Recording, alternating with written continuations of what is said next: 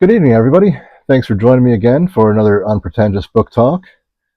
Trying a little bit of a different setup tonight. Hopefully my audio is a little bit better. I was able to get a lapel mic on Amazon, so I'm not relying on the built-in microphone on my iPad any longer. And it's kind of a nice evening, so I thought, weather permitting, as long as it doesn't start raining, I thought maybe it'd be fun to try this out on the front porch. So I know I haven't posted anything for a few weeks. But September's been kind of a busy month for me, so it's been on my mind to try to record something, but it's, like I said, it's just been busy. So what I want to talk about tonight, there's a book I finished this week. It is Never Let Me Go by Kazuo Ishiguro. Uh, Forgive me if I'm mispronouncing his name. Um, you ever read a book and after you finish it, you sit there and you're thinking, why did I read that? Um, that's what this was for me. Um, it's one of those books where, for me, I thought it was going to be really interesting. I thought this was going to be something I was really going to be into. And I've got to say, unfortunately, it didn't really do it for me. And I, I was kind of puzzled. Well, first, let me just go ahead and say from the start, this is going to be spoiler filled. So if you have not read uh, Never Let Me Go, and if you think you want to read it, you might want to stop and come back after you've read it because um, otherwise, everything I'm going to say here is going to spoil a bunch of stuff. But that being said, to jump into things, yeah, I was excited about this book. I can't remember how I found out about it. It might have been something on Goodreads I saw in my feed. I don't know. But I saw something about it. The cover art looked neat. I read the description, and I'm looking at this and like, okay, the author is a Nobel Prize winner, a best-selling author of multiple other books. Um, the book's won all kind. The book was nominated for multiple awards and it has like over 700,000 ratings on Goodreads with an average score of like a 3.85. So I'm thinking, okay, there's a lot of people who read this book and a lot of people have liked it. And oh, what do you know? There's a film adaptation too.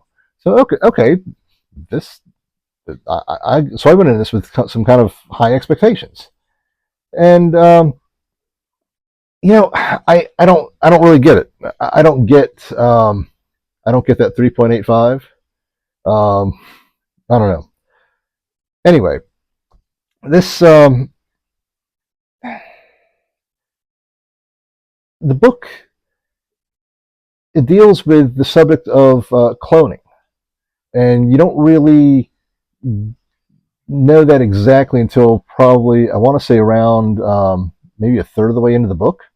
The book is told in a first-person narrative from the perspective of a young adult woman named Kathy, who and it's basically about Kathy and her two best friends, Ruth and Tommy. They grow up in what early on appears to be like a boarding school type of situation in England. In I'm gonna say I'm guessing it's like the 1970s. I think I want to say early on. There's something where it says that it's in the mid 90s or late 90s or something like that. And at that point, she's already an adult. So you're kind of dealing with like an alternate history kind of situation where they never quite spell it out for you, but it seems to me like somewhere around, say, the 1950s, cloning technology is a thing.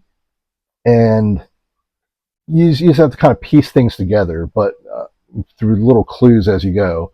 But you're in a society in which basically you have people who are, I guess, test tube babies, so to speak, that are being raised specifically for the purpose that at some point in their adulthood, they're going to become what they call donors, where their organs are going to be harvested, presumably for the rich and powerful. The book doesn't really explore so much about who it is that's getting these organs, But I guess they've been able to cure diseases and cancer and whatnot by using organs that are harvested by uh, organs that are harvested from these clones.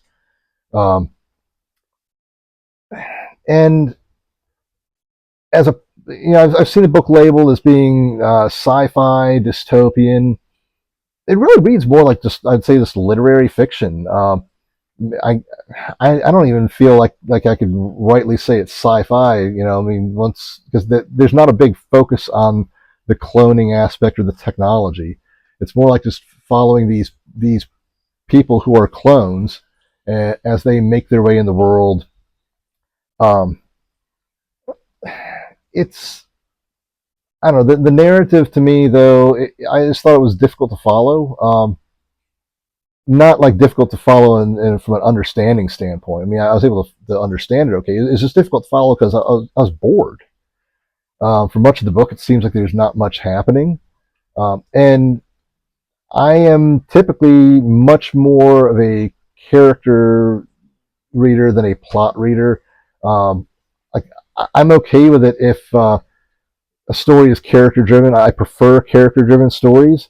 But even with the characters, it's like, of the three main characters, I really only felt like I saw significant growth or development really with one of the three. And the just the narrative style and the feel of it, I kept on coming back to. I kept on thinking about the book *The Bell Jar* by Sylvia Plath. I read that about a year prior, and I just felt like I was reading *The Bell Jar* all over again, where it's like this first-person stream of conscious narrative, and you're reading about all these situations that Kathy is reminiscing about from her middle school years and her high school years, and then as a young adult, and these different stages of her life. And she frequently talks about these two best friends of hers, Ruth and Tommy. And there'll be other characters that are mentioned briefly that we don't really hear a whole lot about. It's kind of like you're hearing somebody just talk about people that you don't know and that who you don't care about. So um, it's just it's. I mean, the book's less than 300 pages, and it's the kind of book where I thought I was going to blow through it in a couple days. Instead, it ended up being a couple weeks. And part of that was just because of my busy schedule and not reading as much, but also it's just I just didn't feel really compelled to pick it up and continue reading. I felt like it was good enough for me to finish it. I didn't want to DNF it, but it wasn't really something that I was just like excited to pick up at the end of my day. Um, the comparison to the Bell Jar. If you read the Bell Jar, I would say it reminded me of the Bell Jar, but in all the wrong ways. Like one of the things I really liked about the Bell Jar, even though I didn't care for the story itself, I really liked Sylvia Plath's prose. She's got a way with words. I loved her descriptions. Um, some of the euphemisms she used. It's just it made up for me the prose made up for what I saw as a really dragging plot when I was reading the Bell Jar, and unfortunately, Never Let Me Go doesn't have Sylvia Plath's prose. So instead, I'm just left with this rambling first-person narrative of a plot where there's not much happening, and I don't care about the characters. I wanted to care about them. Um, I would like to have heard more about the cloning and the politics behind that. We got a little bit of it towards the end, but I don't know. Just at the end, I'm just like, why is this book so beloved? I don't know. I mean, I know there's people who love it, obviously. Um, I have not seen the film, so I can't really make any judgment about that. I did watch the trailer for the film earlier today, just out of curiosity. And while what I could see in a 2.5 minute trailer on YouTube, I thought the trailer looks well done. It looks like they got some good actors. But I was really surprised, though, that if you had not read the book and you sat down and watched the trailer, I kind of felt like um, there's a lot given away in that trailer. So yeah, like if I'd watched the trailer before I read the book, I felt like some of the big twists I would have already been kind of spoiled for me. So that kind of sucks. Um, yeah, it's another thing that really bothered me about this book was that you've got these people who, of course they don't tell the kids when they're kids all about, hey, you're clones, your purpose in life is that one day you're going to have all your organs harvested. I mean, they kind of tell them slowly. It's a very sheltered environment, almost like a boarding school type environment where these kids live. And you see some scenes as they're adults when they're living in almost like a boarding house with other clones. Although, ironically, the word clone, I think, only appears like maybe once or twice in the whole book, and even then, not until you're close to the end. But I just thought it was strange, though, that just the passivity of these people. That I would think that if this was real, that at some point that there would be a greater likelihood of these clones, like once they reach adulthood, just being like, you know what, no, I'm not going to go along with this. I'm not going to just wait until I get a phone call or letter in the mail telling me to report to wherever it is I'm supposed to go to be a donor. Um, I want to live my life, and I would sooner think that there would be instances of these clones just kind of going off the grid and deciding to live their lives. But it seems like that didn't really cross anybody's mind.